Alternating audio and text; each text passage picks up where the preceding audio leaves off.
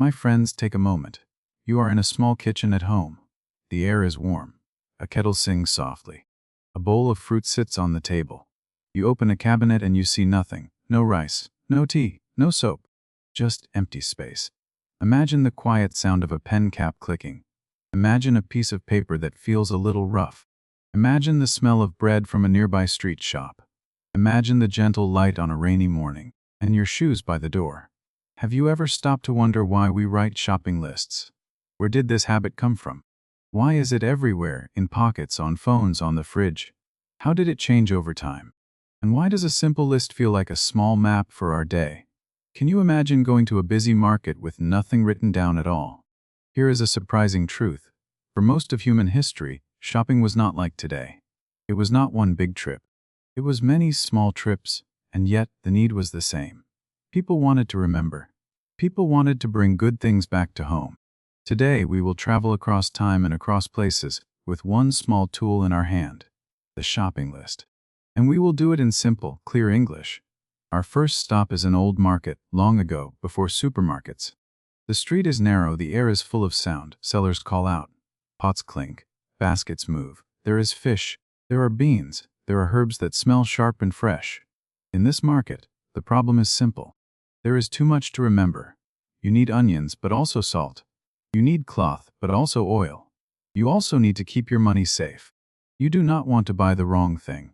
Have you ever tried to remember 5 items while someone talks to you? And what if you have children pulling your sleeve? What if the sun is hot and your mind feels tired? So people used what they had. Many people trusted memory. They repeated the items in their head. Some people tied knots in a string.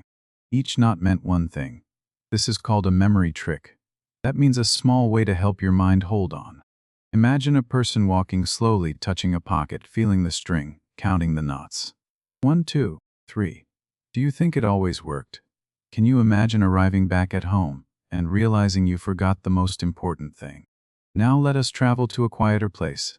We are inside a simple room. There is a small table. There is a candle or a window with morning light. A person is getting ready to go out. The problem here is also clear. You can remember some things, but not all. And sometimes you need the exact thing. Not fruit, you need apples. Not soap, you need soap for washing clothes. So people began to write short notes. We do not have every detail for the first shopping list.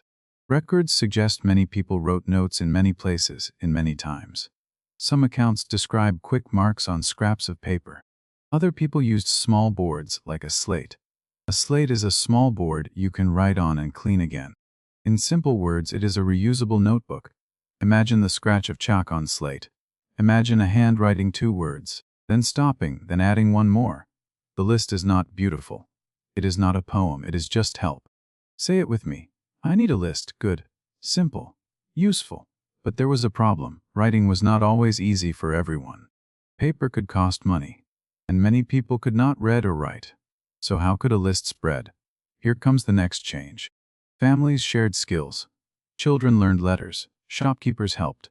Sometimes a person asked a neighbor, "Please write this for me." Sometimes a seller read the note aloud. The list became a bridge between people. Imagine a busy shop and a kind shopkeeper leaning closer. "Bread, eggs, rice," they say, slowly. Have you ever asked someone for help like that? And have you ever felt relief when someone understands you? In the next chapter, we travel to a growing town. Streets are wider. Shops have signs. Goods come from farther away. There are more choices now, and that is exciting.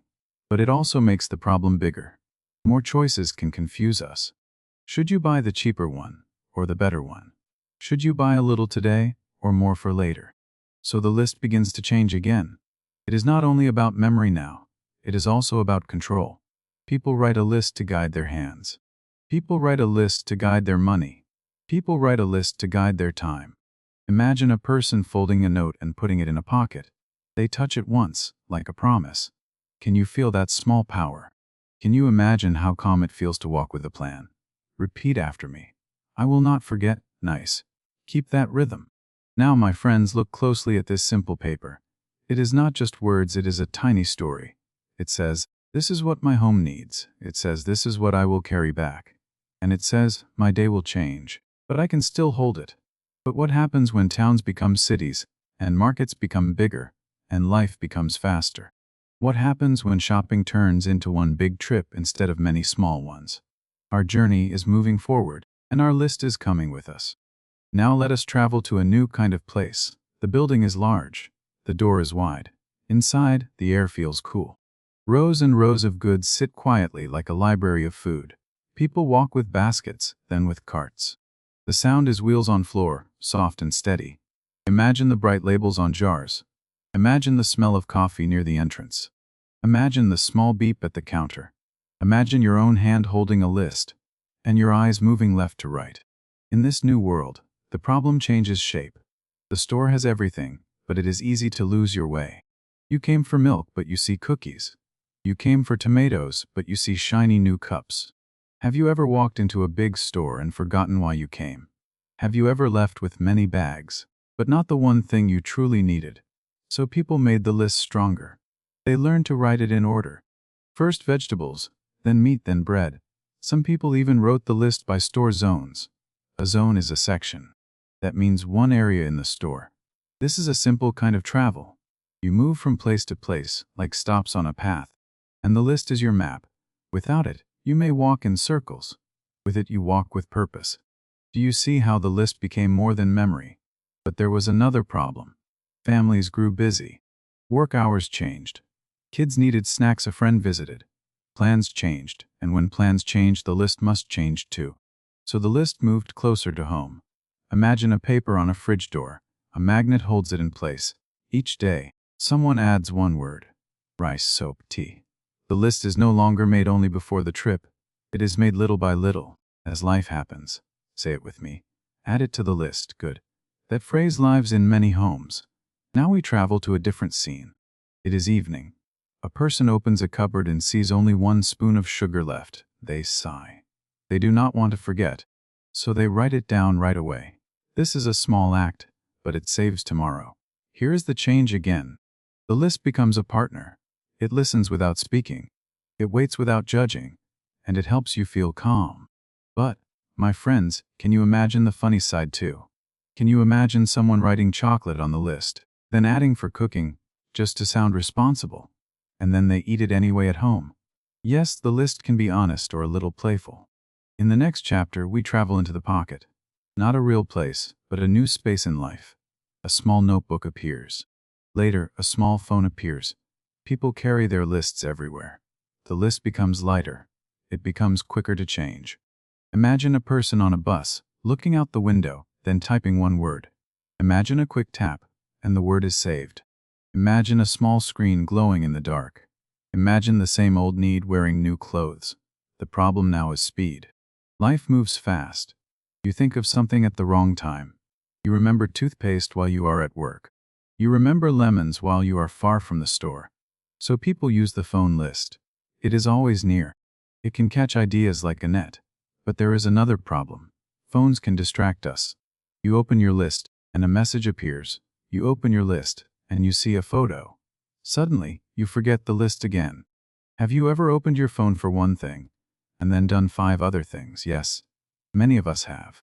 The list helps us, but it also sits inside a noisy world. So people look for simple ways. Some use checkboxes. Some use short words only. Some share a list with family. Sharing means 2 people can add items. In simple words, the list becomes a team tool. Imagine one person at the store and another person at home. We need eggs. The person at home types. The word appears at the store. Like magic, but it is just technology. And the goal is still the same. Bring what we need back to home. Repeat after me. We shop as a team. Nice and clear. Now let us slow down again. Because behind every list, there is a human mind. Our minds are wonderful, but they are not perfect. They get tired. They get full. They carry worry. They carry work. And they carry love for the people at home. Some accounts describe lists as a kind of comfort.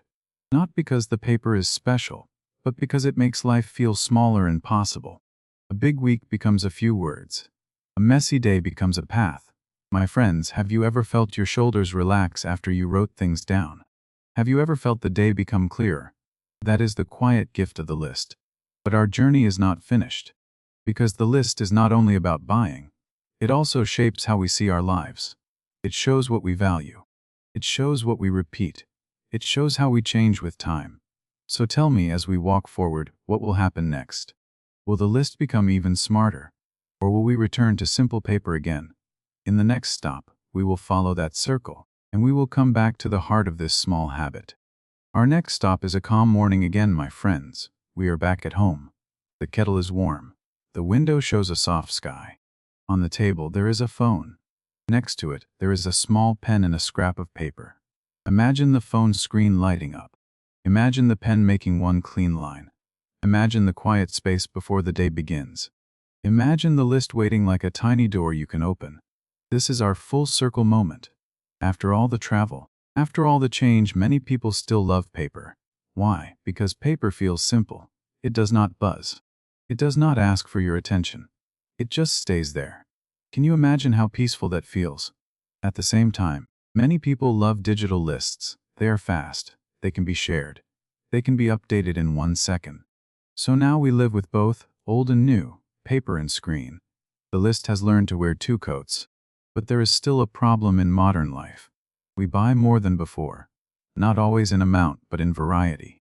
There are more choices, more brands, more flavors, more new and improved things. And when choices grow, we need a guide. So people give their lists new roles. Some people write a must-buy part and a maybe part. Some people write notes like cheap one or only if on sale. A sale means a lower price for a short time. In simple words, the list becomes a guard for your money and your focus. Imagine walking past a row of snacks and smiling, because your list says, no snacks today, and then you pause. And you think, well, maybe one. The list is strong, but you are human. Have you ever negotiated with your own list like it is another person? Say it with me. Stick to the list. Good. That phrase is a small shield. Now let us travel to a different place. A busy street market in a modern city. Motorbikes pass, bags swing. People move quickly. Sellers hold up fruit and call out prices. The problem here is noise and speed. You need to remember fast. You need to choose fast. So the list becomes shorter. 1 word at a time. Eggs, rice. Soap like stepping stones. Imagine a hand holding a phone in one hand and a bag in the other. Imagine the thumb checking a box. 1 item done. 2 items done. The list gives you a feeling of progress, like walking forward on a clear path. But there is another kind of change too. Some people do not go to the store at all. They order online. A bag arrives at the door. The list becomes a card on a screen. You tap items instead of writing them. This brings a new problem. When shopping is too easy, we can buy too much. So the list becomes a kind of limit. It says, only this, it says not that. It helps us keep our days simple. My friends, have you ever filled an online cart, then removed half the items and felt proud? That is the list working, even when you cannot see it on paper. Repeat after me. Only what I need, simple, strong. Now, let us step back and look at the deeper reason. Why do lists feel so natural to us? Many people say it is because our minds like small steps. A big task feels heavy. A small task feels possible. A list turns shopping into small steps you can finish. Imagine your mind as a small room. Too many thoughts crowd it. The list opens a window. It lets some thoughts out onto paper or screen. And suddenly, there is space again. Space to breathe. Space to smile. Space to walk. There is also something gentle about a list. It is not loud. It is not perfect. It does not need perfect grammar.